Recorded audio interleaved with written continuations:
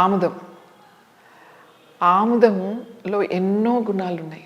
ఇది యాక్చువల్లీ ఆముదంలో చాలామంది నన్ను అడుగుతుంటారు, ఆముదం చాలా అందులో ఇట్స్ అ పాయిజన్ కదండి అని. అవును, ఆముదంలో రైసిన్ అనేది ఒకటి ఉంటుంది, అది పాయిజనే.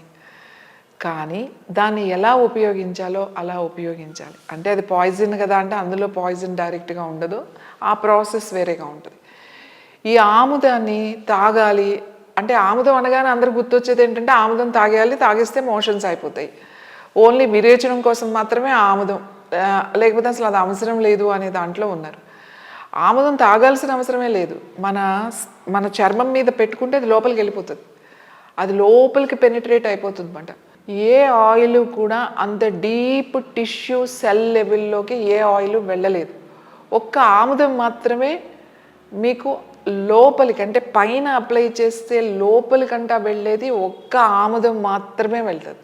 కాబట్టి ఆముదానికి ఉన్న గుణం ఏంటంటే, ఇక్కడ పెడితే ఈ లోపలికి వెళ్ళిపోద్ది అన్నమాట. మీ లోపల మీ మజిల్, మీ టిష్యూస్లోకి, మీ బోన్స్ లోపలికి కూడా వెళ్ళిపోతుంది. అంత బాగా పనిచేస్తుంది.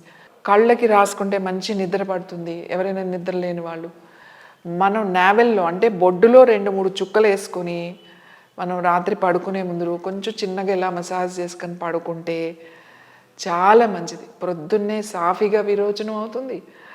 అంతేకాకుండా మనకి యాక్టివేషన్ అవుతుంది, అంటే సిస్టమ్ మనకు చాలా మంచిస్తుంది. ప్యాంక్రియాస్కి చాలా మంచిది, లివర్కి చాలా మంచిది, అలాగే ఈ పొట్టలో ఉన్న భాగాలన్నిటిలో కూడా చాలా చాలా మంచిది.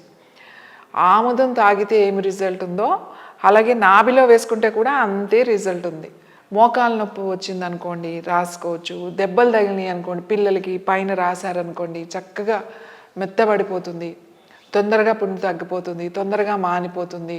ఇది ఎటువంటి సైడ్ ఎఫెక్ట్స్ ఎటువంటి ఇది ఉండదు.